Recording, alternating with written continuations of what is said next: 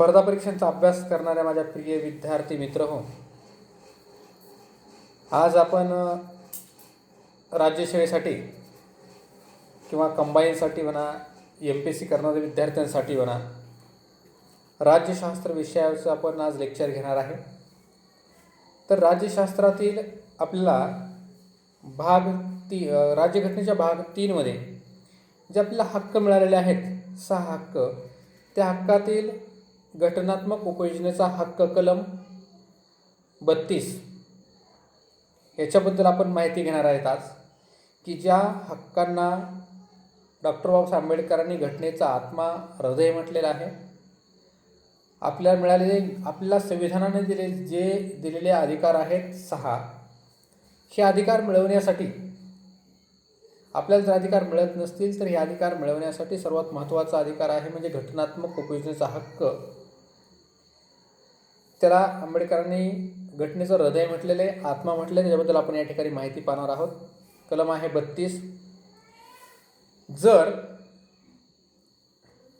बघा, हे सांगण्याच्या अगोदर मी महत्त्वाची सूचना सांगू इच्छितो तुम्हाला, की बरेच अशा प्रकारचे MPSC लेवलचे, UPSC लेवलचे आणि एकदम डीप एका पॉईंटवरती, एका मुद्द्यावरती तास अर्ध्या तासाची लेक्चर्स मी तयार केलेले आहेत. सरळ सेवा अभ्यास करणारे जर मुलं असतील, विद्यार्थी असतील, त्यांच्यासाठीही काही उपयोगीचे काही प्रश्न उत्तर वगैरे मी तयार केलेले आहेत, प्रश्नसंच बनवलेले आहेत. शिवाय MPSC करणाऱ्या विद्यार्थ्यांसाठी खूप महत्त्वाचं आहे, कारण का प्रत्येक कन्सेप्ट या ठिकाणी क्लिअर करण्याचा प्रयत्न केलेला आहे. आजचं हे अर्ध्या तासाचं लेक्चर फक्त आणि फक्त आपल्याला मिळालेल्या मूलभूत हक्कांपैकी एका हक्कावरती आहे, जो हक्क कलम 32 मध्ये घटनात्मक उपयोजनेचा हक्क आहे. म्हणजे फक्त एकाच हक्कावरती अर्ध्या तासाचं लेक्चर ही MPSC लेवलचं आहे. हे जर तुम्ही लेक्चर ऐकलं तर कोणताही प्रश्न याच्यावरती येऊ द्या, राज्यसेवेला पूर्ण तो प्रश्न सुटला पाहिजे, अशा प्रकारचं हे लेक्चर आहे. तुम्हाला जर आवडलं तर तुमच्या मित्रांपर्यंत पोहोचवा, आणि याच्यानंतरचे येणारे जे माझे लेक्चर आहेत ते तुमच्यापर्यंत पोहोचण्यासाठी आपल्या YouTube चॅनलला सबस्क्राईब नक्की करा. सबस्क्राईब करायला विसरू नका, जेणेकरून तुम्हाला पुढचे माझे व्हिडिओ तुमच्यापर्यंत येऊन पोहोचतील.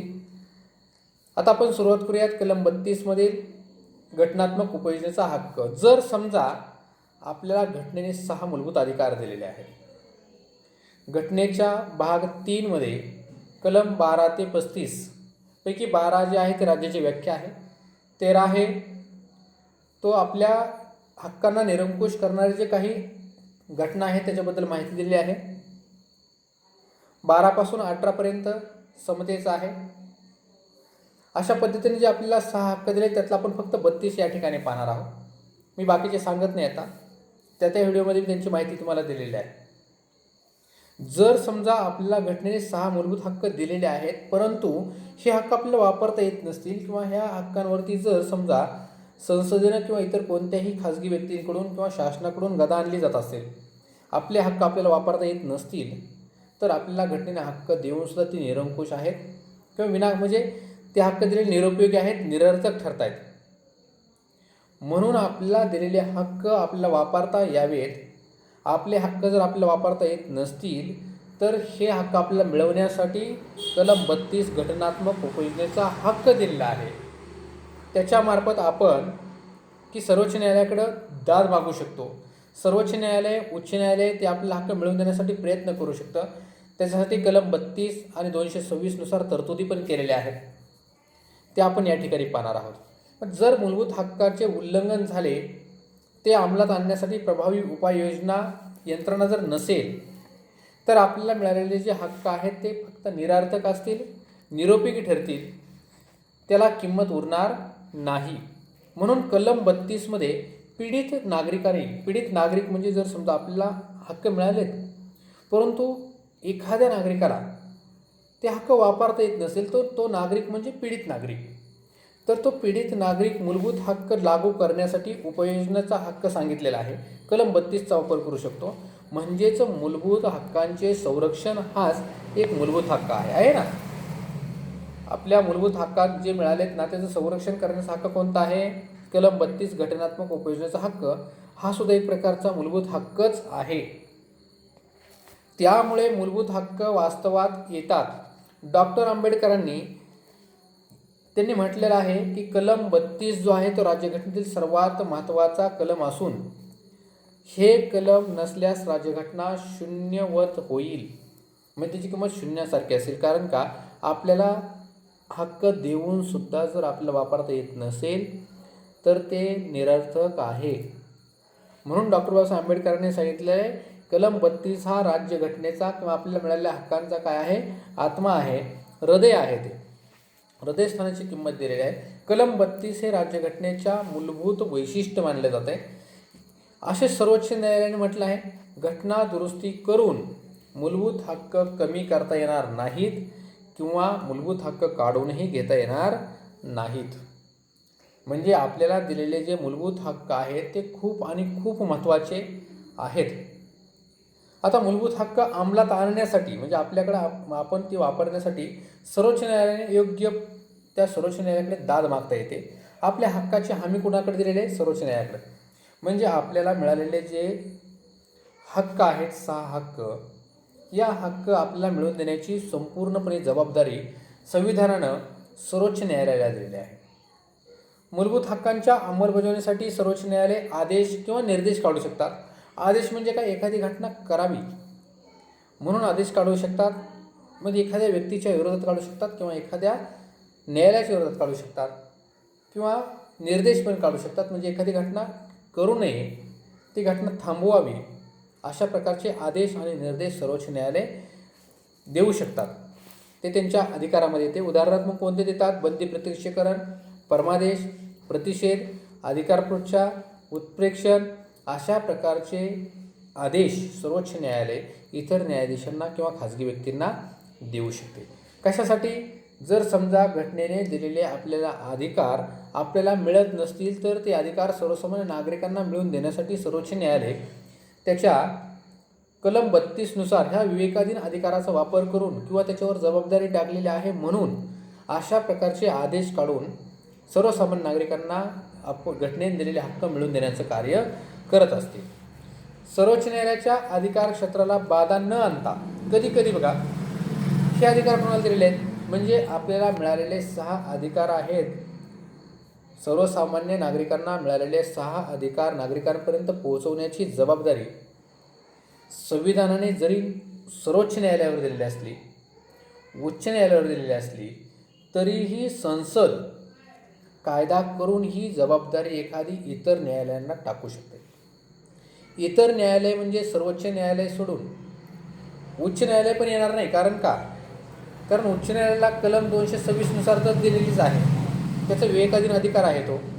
इतर न्यायालय म्हणजे कोणते, की सर्वोच्च आणि उच्च न्यायालय सोडून इतर कोणत्याही न्यायालयाला संसद ही जबाबदारी देऊ शकते. पण आत्तापर्यंत अशा प्रकारची जबाबदारी कधी दिलेली नाही. 1950च्या अगोदर काही भारतातल्या मोजक्याच न्यायालयांना ही जबाबदारी होती, परंतु आता सध्या भारतातील सर्व उच्च न्यायालयांना पण संसदेने ही जबाबदारी दिलेली आहे. इतर न्यायालयांना पण देऊ शकते, पण आणखीन दिलेली नाही. राज्यघटनेत सांगितल्याप्रमाणे राज्यघटनेमध्ये सांगितल्याप्रमाणे पद्धतीखेरीज त्यांनी जी पद्धत सांगितली ना, त्याच्या अखेरीस सर्वोच्च न्यायालयाकडे दाद मागण्याचा अधिकार निलंबित करता येणार नाही. राष्ट्रपती आणीबाणीच्या काळात मूलभूत अधिकारांच्या अंमलबजावणीसाठी जे न्यायालयाकडे आपण दाद मागतो ना, ते दाद मागण्याचा अधिकार निलंबित करू शकतो. म्हणजे बघा, ज्या वेळेस आणीबाणी लागली असेल तर आणीबाणीच्या काळामध्ये आपल्याला मिळालेल्या अधिकारामधले 6 अधिकार आहेत ना, त्यातले कलम 19 मधले अधिकार घटनात्मक ज्यावेळेस राष्ट्रीय आणीबाणी असते त्यावेळेस निघून जातात. कलम 21 हा निघून जात नाही कोणत्या परिस्थितीमध्ये, काही अपवादातले सोडून द्या, परंतु निघून जात नाही. उरलेले अधिकार जे आहेत ते काही विशिष्ट कालखंडामध्ये, म्हणजे जर राष्ट्रपती राजवट असेल, आणीबाणीचा काळ असेल तर त्या काळामध्ये आपल्याला मिळालेले अधिकार हे काढून घेतले जातात. त्या काळामध्ये जर नागरिकांनी सर्वोच्च न्यायालयाकडे दाद मागितली तर सर्वोच्च न्यायालय तिथं काही करू शकणार नाही. सर्वोच्च न्यायालय हे नागरिकांसाठी मूलभूत हक्कांचे संरक्षण आणि हमी देणार आहे, बरोबर ना. म्हणजे आपल्याला जे अधिकार मिळालेले आहेत ना, ह्याची हमी कुणी दिलेली आहे, सर्वोच्च न्यायालयानं. आपल्याला अधिकार मिळवून देण्याची हमी सर्वोच्च न्यायालयाने घेतली आहे, हे आत्ताच्या गोष्टीतून स्पष्ट होतं. यासाठी सर्वोच्च न्यायालय मूलभूत अधिकार किंवा प्रारंभिक अधिकार हे व्यापक अधिकार क्षेत्र आहे. सर्वोच्च न्यायालयाचं हे प्रारंभिक अधिकार क्षेत्र आहे. प्रारंभिक अधिकार क्षेत्र किंवा व्यापक किंवा मूलभूत अधिकार क्षेत्र कशाला म्हणायचं की ज्यावेळेस ह्या मूलभूत हक्कांच्या संदर्भात सर्वसामान्य माणूस डायरेक्ट म्हणजे प्राथमिक स्वरूपामध्ये सर्वोच्च न्यायालयाकडे दाद मागू शकतो. म्हणून या अधिकारांना सर्वोच्च न्यायालयाचं प्रारंभिक अधिकार क्षेत्र म्हटलेलं आहे किंवा मूलभूत अधिकार क्षेत्र असं म्हटलेलं आहे. म्हणून मूलभूत किंवा प्रारंभिक म्हणण्याचे कारण की काय सांगितलं आहे की पीडित व्यक्ती सुरुवातीलाच सर्वोच्च न्यायालयाकडे थेट दाद मागू शकते.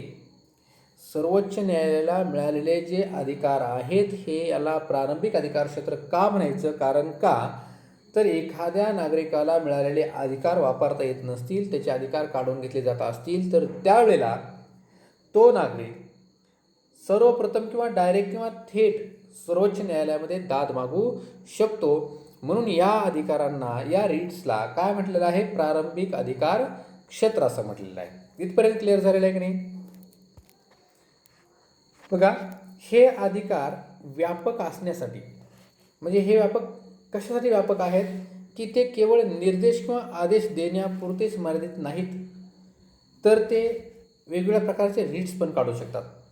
म्हणजे सर्वोच्च न्यायालय एखाद्या व्यक्तीला जर समजा अधिकार मिळत नसतील तर त्यांच्या संदर्भात फक्त आदेश आणि निर्देशच काढत नाही तर स्वतः रिट्स चालवते.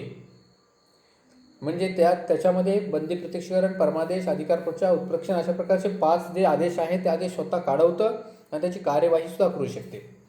म्हणजे आपण आत्तापर्यंत बघा काय पाहिलं की आपल्या घटनेनुसार मिळालेले जे 6 हक्क आहेत, मूलभूत हक्क आहेत, कलम 14 पासून 35 पर्यंतचे, त्याच्यापैकी आपण फक्त एकच हक्क पाहतोय, कलम 32 घटनात्मक उपयोजनेचा हक्क. तो हक्क पाहत असताना आपण हा हक्क कशासाठी आहे असताना मूलभूत हक्कच आहे, परंतु जर आपल्याला उरलेले 5 हक्क आपल्याला मिळत नसतील किंवा आपले हक्क हिरावून घेतले जात असतील तर त्या हक्क आपल्याला मिळवण्यासाठी आपण न्यायालयाकडे दाद मागू शकतो. ह्याची माहिती आपण पाहतोय.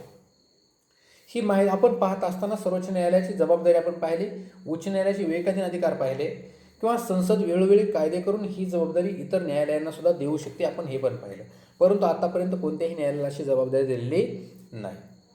सर्वोच्च न्यायालयाला मात्र ह्या गोष्टी कराव्याच लागतात, कारण का त्यांचा विवेकाधीन अधिकार कलम 32 नुसार सर्वोच्च न्यायालयाचा विवेकाधीन अधिकार असला तरीही संविधानानं म्हणजे आपल्या राज्यघटनेनं नागरिकांना दिलेल्या मूलभूत हक्कांच्या संरक्षणाची जबाबदारी ही सर्वोच्च न्यायालयावर टाकली असल्यामुळं सर्वोच्च न्यायालयाला ही कामं करावीच लागतात. उच्च न्यायालयाकडे दिलेला आहे कलम 226 नुसार, परंतु उच्च न्यायालयाचा हा विवेकाधीन अधिकार आहे. एक वेळेस उच्च न्यायालय हे अधिकार करेल अथवा न करेल, परंतु सर्वोच्च न्यायालयाला मात्र ह्या गोष्टी कराव्याच लागतात. इथपर्यंत आपला अभ्यास झालेला आहे. आता आपण काय बघतो बघा, मूलभूत हक्कांच्या संरक्षणाची हमी कुणावर दिलेली आहे, सर्वोच्च न्यायालय. त्यासाठी प्रभावी, त्वरित, कमी खर्चामध्ये आणि थोडक्यात उपाययोजना करणे हे कलम 32चं उद्दिष्ट आहे. कलम 32 नुसार सर्वोच्च न्यायालय कमी खर्चामध्ये, कमी कालावधीमध्ये, त्वरित, प्रभावीपणानं हे अधिकार जे आहेत हे 6 अधिकार सर्वसामान्य नागरिकांना उपलब्ध करून देण्याचं काम करत असते. त्यासाठी कुठला कलम दिलेला आहे म्हणजे कलम 32 द्वारा फक्त राज्यघटनेत हमी दिलेल्या मूलभूत हक्कांचीच अंमलबजावणी होते. सर्वोच्च न्यायालय फक्त मूलभूत हक्कांचीच जबाबदारी घेते, इतर हक्कांची जबाबदारी सर्वोच्च न्यायालय घेत नाही.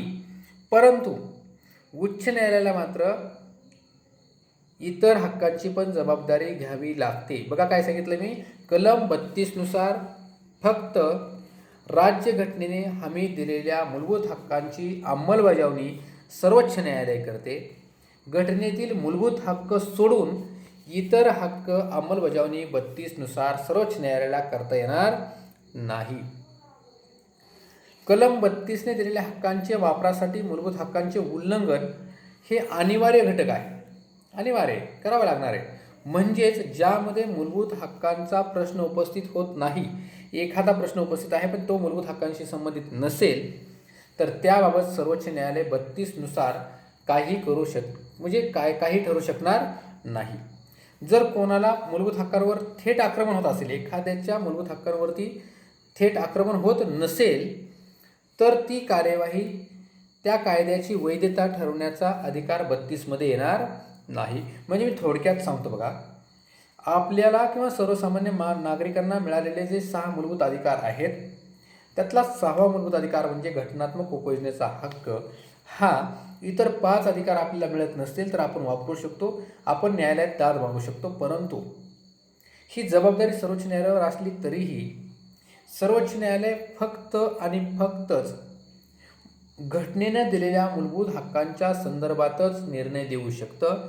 इतर निर्णयाच्या बाबतीत किंवा इतर अधिकारांच्या बाबतीत निर्णय देणार नाही.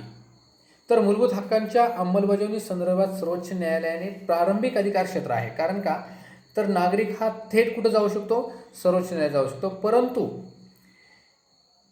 बघा, हे अधिकार फक्त सर्वोच्च न्यायालयालाच आहेत असं आहे का, नाही. मी मगाच सांगितलं, घटनात्मक उपयोजनेचा हक्क कलम 32 हा सर्वोच्च न्यायालयाचा प्रारंभिक अधिकार क्षेत्रामध्ये येतो. प्रारंभिक अधिकार क्षेत्र आपण का म्हटलं, कारण सर्वसामान्य नागरिकांचे ज्यावेळेस हक्क हिरावून घेतले जातात त्यावेळेस सर्वसामान्य नागरिक डायरेक्ट किंवा थेट सर्वोच्च न्यायालयात जाऊन दाद मागू शकतो. परंतु याचा अर्थ असा नाही, जरी सर्वोच्च न्यायालयावरती याची जबाबदारी टाकली असली तरीही सर्वोच्च न्यायालय बघा, याची जबाबदारी सर्वोच्च न्यायालयावर टाकली असली तरीही हे अधिकार मिळवून देण्याचा काम उच्च न्यायालय पण करतं.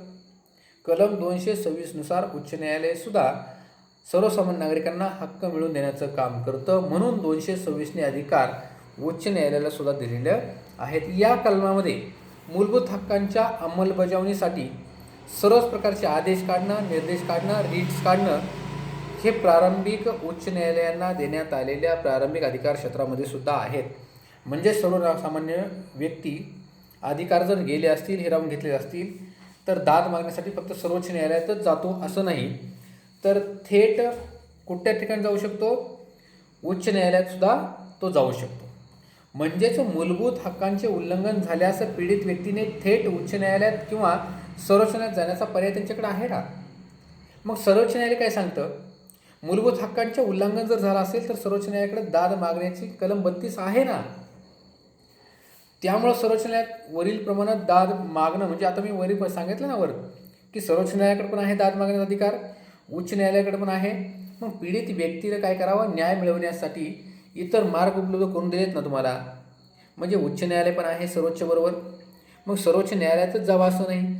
सर्वोच्च न्यायालय म्हणतं, जर समजा तुमचे अधिकार हिरावून घेतले असतील आणि ते अधिकार तुम्हाला परत मिळवण्यासाठी उच्च न्यायालयात ती घटना जर होत असेल, ते तिथं शक्य असेल तर नागरिकांनी उच्च न्यायालयात जावं. आणि उच्च न्यायालयात जर समजा तुम्हाला गेलेले तुमचे अधिकार मिळत नसतील तर सर्वोच्च न्यायालयामध्ये दाद मागण्यासाठी यावं. म्हणजे जरी प्रारंभिक अधिकार क्षेत्र उच्च न्यायालय सर्वोच्च न्यायालयाचं असलं तरी नागरिकांनी सुरुवातीला कुणाचा वापर करावा, उच्च न्यायालयाचा, आणि उच्च न्यायालयाच्या नंतर कुणाचा करावा, सर्वोच्च न्यायालयाचा. मग आता ही जी रीट्स आहेत ना, ही रीट्स म्हणजे काय आहे की इंग्लंड, आपण हे इंग्लिश आहे, हे सगळ्या गोष्टी कुठून आल्या आहेत, इंग्लिशमधून आल्या आहेत. आपण पाहणार आहेत. रीट्स म्हणजे अधिकारपूर्वच्या उत्प्रेक्षण, बंदी प्रत्यक्षीकरण आहेत ना, हे जे 5 रीट्स आहेत. म्हणजे सर्वोच्च न्यायालयाला कलम 32 अनुसार आणि उच्च न्यायालयाला 226 नुसार बंदी प्रत्यक्षीकरण, परमादेश, प्रतिषेध, उत्प्रेक्षण, अधिकारपूर्वच्या अशा प्रकारचे आदेश ते देऊ शकतात. या व्यतिरिक्त बघा, संसद, काय सांगितलं, सर्वोच्च न्यायालय कशानुसार देऊ शकतात हे आदेश, 32 नुसार, आणि उच्च न्यायालय कशानुसार, उच्च न्यायालय हे कशानुसार देऊ शकतात, 226 नुसार. संसदेला जर वाटलं हे अधिकार आपण इतर न्यायालयाला द्यावेत तर संसद त्या त्या प्रकारचे कायदे करून ही जबाबदारी इतर न्यायालयांवर पण टाकू शकते. सर्वोच्च तर आहेत, उच्चला पण दिलेले आहेत. जर वाटलं संसदेला तर कायदा करून ही जबाबदारी इतर न्यायालयांना पण देऊ शकते.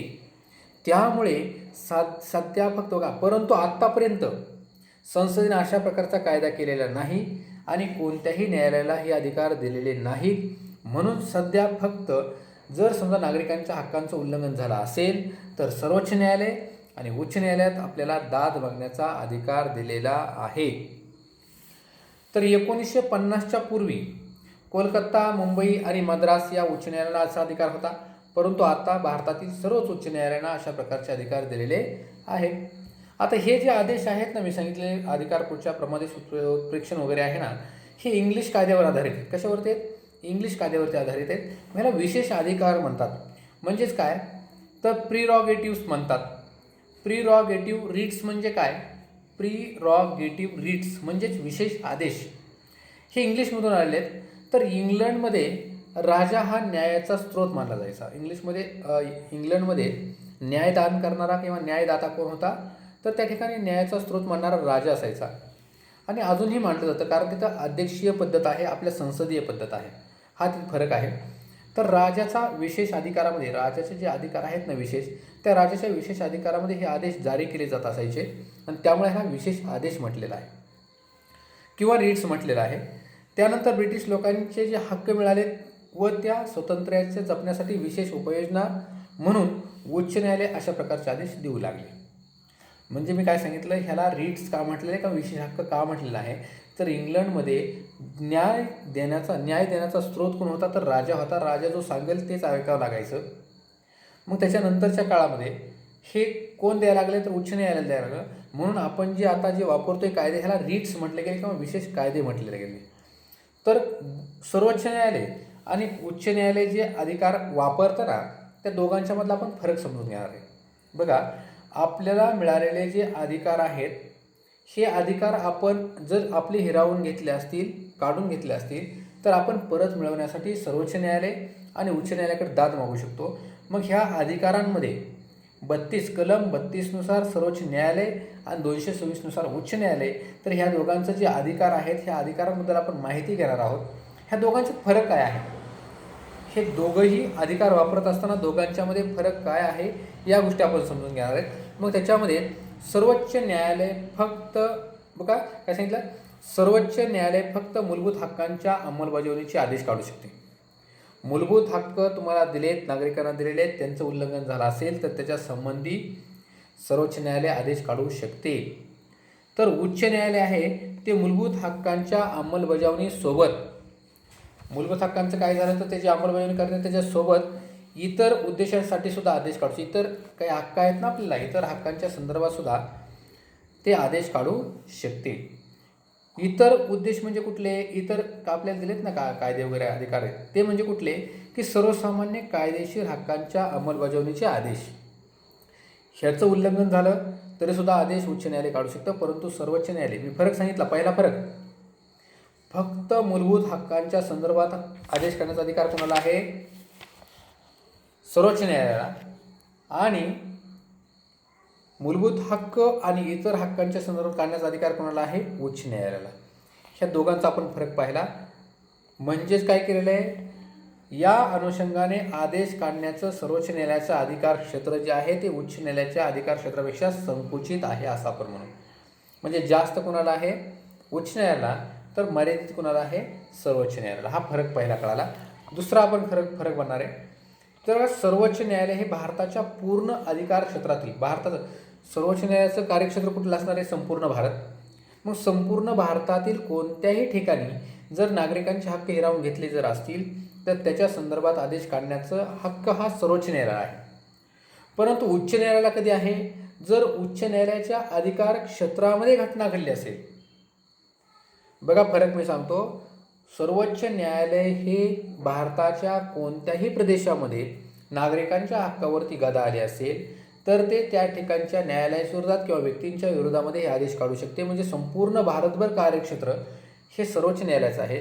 परंतु उच्च न्यायालय हे त्याच्या अधिकार क्षेत्रामध्ये जर समजा एखाद्या नागरिकांचा अधिकार हिरावून घेतला असेल तर त्याच वेळेस हक्क हे आदेश काढू शकते. किंवा त्याच्या अधिकार क्षेत्रात वास्तव्य करणारी व्यक्ती नाही, त्या ठिकाणचे रहिवासी नाही, परंतु त्या व्यक्तीचं हक्क काढून घेण्याच्या पाठीमागचं कारण घडलंय ते कुठं घडलंय?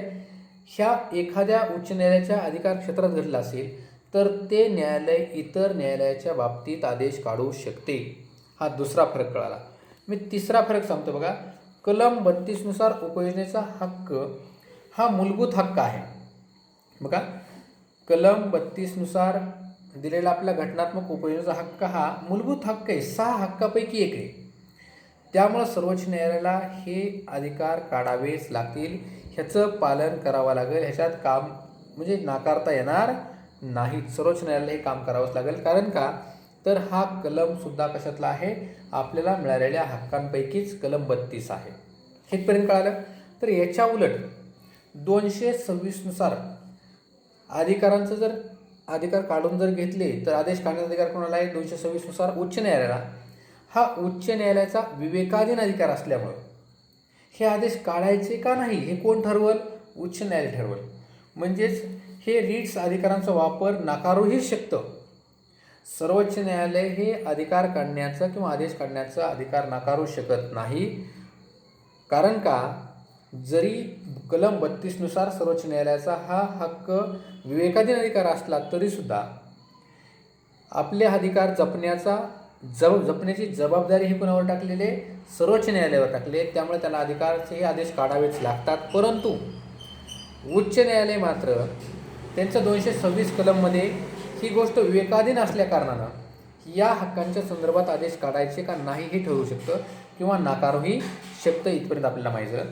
म्हणजे ज्याप्रमाणे मूलभूत हक्कांच्या व सर्वसामान्य अधिकार क्षेत्रानुसार किंवा इतर अधिकारांच्या उल्लंघनाबाबत 226 नुसार उच्च न्यायालय केवळ रिट्स काढण्याचा अधिकार देतं, तसं कलम 32 नुसार सर्वोच्च न्यायालयाच्या बाबतीत करू शकत नाही. सर्वोच्च न्यायालय करू शकत नाही इतर कायद्यांच्या बाबतीत.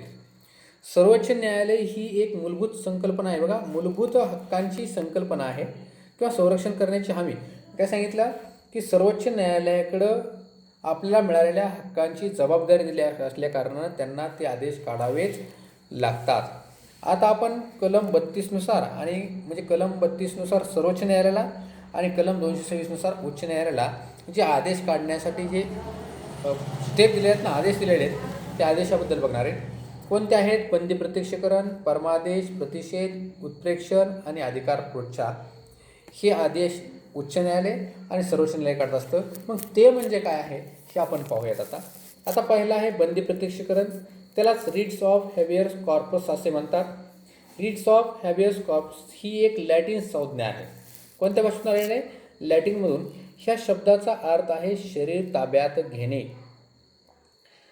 हा अधिकार आपण कधी बघा, नागरिकांचा अधिकार जर हिरावून घेतले जात असतील तर बंदी प्रत्यक्षीकरण हा आदेश उच्च न्यायालय किंवा सर्वोच्च न्यायालय काढू शकतं. तर तो म्हणजे काय आहे, जर समजा एखाद्या व्यक्तीने दुसऱ्या व्यक्तीला स्थानबद्ध केलं असेल, स्थानबद्ध म्हणजे अटक केली असेल, डांबून ठेवलं असेल, अटक बघा आहे का नाही, स्थानबद्ध जर केलं असेल तर त्या बघा काय सांगितलं मी, एखाद्या व्यक्तीने दुसऱ्या व्यक्तीला स्थानबद्ध केले असल्यास त्याला न्यायालयात प्रत्यक्ष उपस्थित करा असा न्यायालयाने स्थानबद्ध करणाऱ्या व्यक्तीला दिलेल्या आदेश म्हणजेच बंदी प्रत्यक्षीकरण होईल. कळालं बंदी प्रत्यक्षीकरण काय सांगितलं मी, एखाद्या व्यक्तीने दुसऱ्या व्यक्तीला स्थानबद्ध केले असल्यास त्याला न्यायालयात प्रत्यक्ष उपस्थित करा असा न्यायालयाने स्थानबद्ध करणाऱ्या व्यक्तीला दिलेला आदेश म्हणजेच बंदी प्रत्यक्षीकरण होय. तर न्यायालय स्थानबद्धतेचे कारण आणि वैधता यांचे परीक्षण करतं. जर समजा स्थानबद्ध करणं अवैध आढळलं, अवैध म्हणजे कायद्यानुसार जर नसेल तर त्या व्यक्तीला मुक्त करा अशा प्रकारचा आदेशसुद्धा सर्वोच्च न्यायालय देऊ शकते.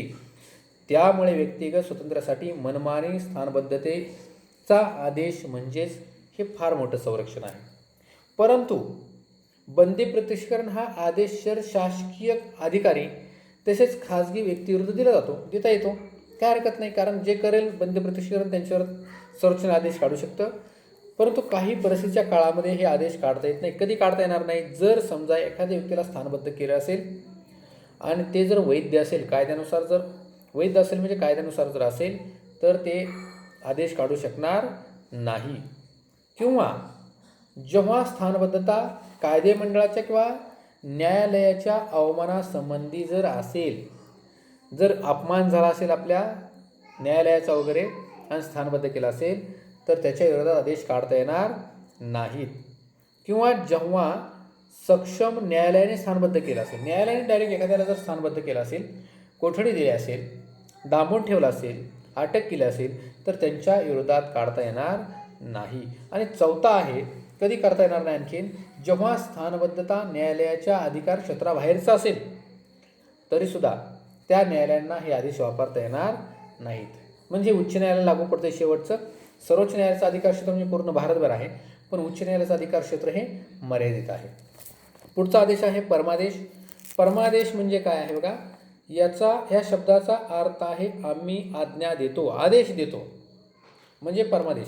मग हे अधिकार किंवा हा आदेश उच्च न्यायालय किंवा सर्वोच्च न्यायालय कधी वापरू शकतो आपण त्याच्याबद्दल माहिती घेतोय. बघा, परमादेश म्हणजे काय सांगितलं मी, ज्यावेळी शासकीय अधिकारी आपले कर्तव्य बजावण्यास चुकतो किंवा नकार देतो, तो सांगतो की एखादी गोष्ट त्याच्या अधिकार क्षेत्रात असून सुद्धा ती गोष्ट करत नसेल, तर त्यावेळेला न्यायालय अशा प्रकारचा आदेश काढू शकतात. कनिष्ठ न्यायालयाला सांगू शकतात, अशा प्रकारचे आदेश ते सार्वजनिक संस्थांना देऊ शकतात. कनिष्ठ न्यायालय असतील, न्यायाधिकरणं असतील, यांच्या विरोधात ते आदेश काढू शकतात. तर आपण पाहणार आहे खालील आता बघा, मी सांगणार अशी कधी परिस्थिती येते की ज्या वेळेस हे परमादेश काढता येणार नाहीत. कधी काढता येणार नाहीत? खाजगी व्यक्ती किंवा संस्थेविरुद्ध काढता येणार नाहीत. वैधानिक सामर्थ्य नसलेल्या विभागीय सूचनांची अंमलबजावणी करण्यासाठी काढता येणार नाहीत. जेव्हा काम हे बंधनकारक असून विवेकाधिकार अवलंबून जर असेल आणि ते करत नसेल, म्हणजे त्याच्या विवेकाधीन अधिकार असेल, अधिकाराचं एखाद्या काम करायचं का नाही, त्याच्या संदर्भात सर्वोच्च न्यायालय हे आदेश काढू शकणार नाही. कारण का? ते काम करायचं का नाही ती संबंधित संस्था ठरवत असते, कारण त्याचा स्वविवेकाधीन अधिकार असतो. दुसरा आहे, कराराप्रमाणे जर बंधनकारक असलेल्या बाबींची अंमलबजावणी असेल, करार झालेला असेल आधी, त्याच्यानुसार अंमलबजावणी असेल, तर सर्वोच्च न्यायालय आदेश काढू शकणार नाही. पुढचा आहे, राष्ट्रपती किंवा राज्यपालांच्या विरोधात काढू शकणार नाही. आणि न्यायालयीन कामकाजा संदर्भात उच्च न्यायालय मुख्य न्यायाधीशाच्या विरुद्ध अशा प्रकारचे आदेश काढू शकणार नाही. परमादेश कळाला. पुढचा आहे आता प्रतिषेध. प्रतिषेध म्हणजे एखादा प्रतिकार करणे, एखादा खटला करू नका, त्या ठिकाणी चालू नका, अशा प्रकारचा प्रतिकार करणं. म्हणजे या शब्दाचा अर्थ आहे बंदी घालणं. करू नका म्हणजे काय करणं? बंदी घालणं. म्हणजे कनिष्ठ न्यायालयाने जेव्हा कनिष्ठ न्यायालय किंवा एखादं प्राधिकरण असेल, त्यांनी आपल्या अधिकार क्षेत्राबाहेरचं काम करत असेल, तर अशा प्रकारचं काम करू नये म्हणून वरिष्ठ न्यायालय काय करतं? कनिष्ठ न्यायालयाला सल्ला देतं. त्याला आपण प्रतिषेध असे म्हणतो. हा प्रतिषेध म्हणजे आदेश फक्त न्यायिक आणि अर्ध न्यायिक अधिकारी आहेत त्यांच्याविरुद्ध वापरता येतो. हा आदेश प्रशासकीय अधिकारी, कायदेमंडळ, खाजगी व्यक्ती यांच्याविरुद्ध वापरता येणार नाही. म्हणजे आपल्याला प्रतिषेध समजलं. आता उत्प्रेक्षण म्हणजे काय? उत्प्रेक्षण या शब्दाचा अर्थ होतो प्रमाणित करावे, म्हणजे माहिती पाठवावी.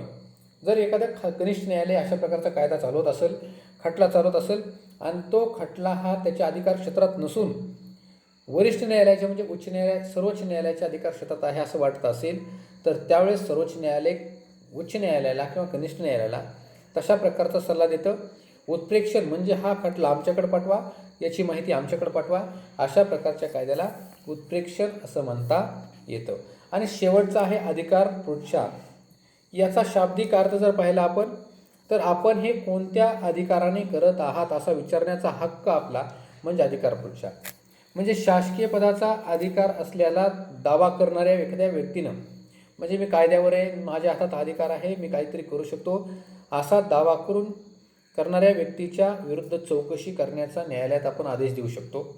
त्याला अधिकार पृच्छा म्हटलं. म्हणजे एखादा व्यक्ती कोणत्या अधिकाराने तो खुर्चीत बसला हा विचारण्याचा अधिकार जो आहे त्याला म्हणायचा अधिकार पृच्छा. त्यामुळे व्यक्तीने अवैधरित्या शासनाचं पद जर ग्रहण केलं असेल तर ते पद त्याला सोडावं लागतं.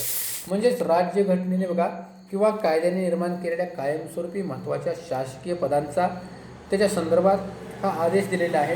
हा आदेश मंत्रिमंडळ किंवा खाजगी व्यक्तीविरुद्ध अधिकार पृच्छा असू शकत नाही, त्यांच्या पदाविरुद्ध देता येणार नाही. केवळ पीडित व्यक्तीच नव्हे तर कोणतीही हितसंबंध हा आदेश म्हणजे संबंधित ही व्यक्ती आदेश मागू शकते. इतर 4 प्रकारचे आदेश मात्र फक्त पीडित व्यक्तीच मागू शकते. म्हणजे बघा आपल्याला चांगल्या पद्धतीनं हा टॉपिक संपलेला आहे, या ठिकाणी संपलेला आहे. म्हणजे कलम 32 घटनात्मक उपयोजनेचा हक्क आपल्याला चांगल्या पद्धतीनं समजलेला आहे. याच्यानंतर तुम्हाला हा माझा व्हिडिओ कसा वाटला, लेक्चर कसं वाटलं मला नक्की तुम्ही कळवा. कमेंट बॉक्समध्ये जे काही रिप्लाय द्या. आणि याच्यानंतर पुढचे व्हिडिओ तुमच्यापर्यंत पोहोचण्यासाठी मिळण्यासाठी आपल्या यूट्यूब चॅनलला तुम्ही सबस्क्राईब नक्की करा, जेणेकरून मी तुमच्यापर्यंत पोहोचणारं मटेरियल तुमच्यापर्यंत पोहोचून जाईल, तुम्हाला अभ्यास करायला सोपं जाईल. यानंतर आपण पुढचा जो टॉपिक आहे ते पुढच्या टॉपिकमध्ये व्हिडिओमध्ये पाहू. तुम्ही नक्की भेटा, चॅनलला भेट द्या, सबस्क्राईब करा. ओके, ऐकल्याबद्दल धन्यवाद.